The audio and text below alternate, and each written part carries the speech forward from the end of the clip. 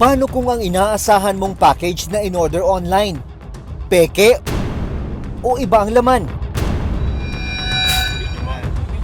Sa Bulacan, laking gulat ng isang lalaki nang ang inaasahan niyang package na dapat ay cellphone, bote ng gamot ang laman. So may mga binuksan kami dito. Ayan, tingnan nyo ng box. Napakapakita ng box. Kasi wala na siyang laman. Ang seller naman na ito sa Maynila, laking panghihinayang dahil ang mga sapatos na in-order sa kanyang online shop nag-return to seller o bumalik sa kanila nang walang laman. Paano ito nangyari? At saan napunta ang mga sapatos? Nahuli naman ng mga otoridad ang ginagawang modus sa isang online seller. Dahil ang ilan sa ibinebenta nilang cellphone, pinapalitan daw nila ng bato. Base sa ginawang pag-aaral, yung working population o yung may mga edad 25 hanggang 44 years old ang madalas gumamit ng mga e-commerce platforms. Paano mapoprotektahan ang mga nag-a-add to cart na online consumer 40 naman buta. at mga online seller laban sa fake at pinalitang deliveries?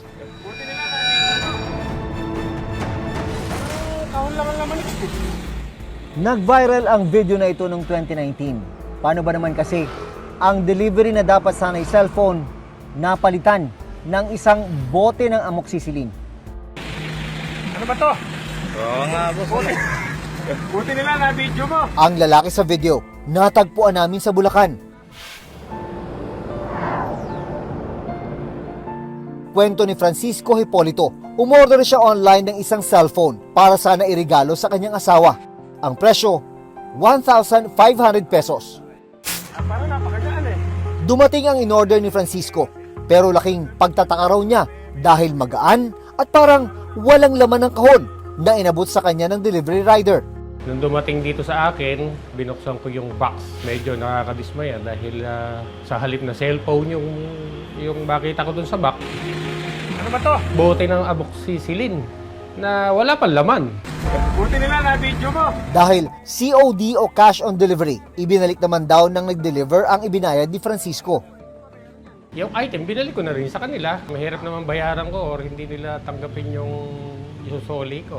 Dahil actual naman na nakita naman namin. Kung si Francisco hindi natangayan ng pera, si RG naibayad na ang pera bago pa man dumating ang kanyang package na iba pala ang laman. Sa Cebu naman, ang order na geotextile na gamit sana para sa isang construction project napalitan ng fish food. 2,680 pesos ang ibinayad ni RG para sa order. Nag-order ako ng 4 na set na geotextile. Ginagamit namin yun for construction, for drainage, mga slope protection para sa tubig. Mauni, gi-scam yun. Hanggang ngayon, hindi pa rin naibabalik ang perang ibinayad ni RG. Lumalabas din sa datos na nasa mahigit 73 milyon ng mga Pilipino ang mga online active users. Bumibili ka ng mga products online, paano pag-iingat ang ginagawa mo na hindi ka mabiktima? Sa mga comment ng mga buyer. Hindi maganda po, sir. Bakit? Minsan kasi hindi ko naman kasi po, sir, na alam na may fake din doon na Produkto? produkto. Make sure ko pag umorder ako, tinitignan ko talaga yung mga comments. Tsaka pag legit. Hindi Walang ako umorder ng sobrang mahal. Mga magkano? Maloko man, okay lang. Mga magkano yun? Mga pinakamahal, 300 plus. 300. Pero hindi lang pala mga bumibili online ang nabibiktima, maging ang ilang online seller. Binabalik natin yan ng maayos lahat. Pero sahab pa lang tinitira na. Sa video na ito, ipinakita ng online seller na si Ivan ang mga RTS o Return to Seller Package na unang ipinadala nila sa mga buyer. May mga pinapadala kaming items na order sa amin.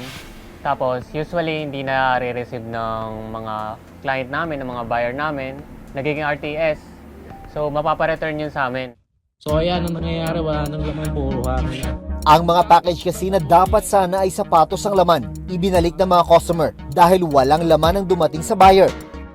Meron ding mga pagkakataon na ibinalik ng mga customer ang sapatos dahil mali ang size. Pero ang problema, babalik ito kina Ivan nang walang laman. Saan napunta ang mga sapatos? Nangyayari, bago return sa amin, iba na yung pagkakabalot sa bago namin ipadala. Tapos pagbukas namin, iba na yung laman. Kumbaga ninanakawan kami. Suspecha niya, sa delivery hub nangyayari ang pagtatanggal o pagkuha sa mga sapatos. Parang magkakonsabay sila eh. Tapos doon sa loob ng hub, papalitan na nila yung item bago nila ipadala sa mismong receiver. So ninanakaw na nila. Ayan, buta. Sa isa pang video, ang mga brand new na sapatos, pinalitan naman ng mga lumang sapatos. Maraming RTS na dumating, 10 piraso, 4 lang dun yung okay na dumating mismo na sapatos talaga. Tapos the rest, mga gamit na sapatos na. Nauna nag-file ng complaint sina Ivan sa isang shopping platform at sa delivery hub. Dapat actionan nila yung sa mismong hub kasi dun mismo nagkakanakawan. Dun talaga yung problema. Darating sa buyer, mag-message sa amin, kaya nahinala na medyo magaan daw, so hindi na receive, matik RTS na.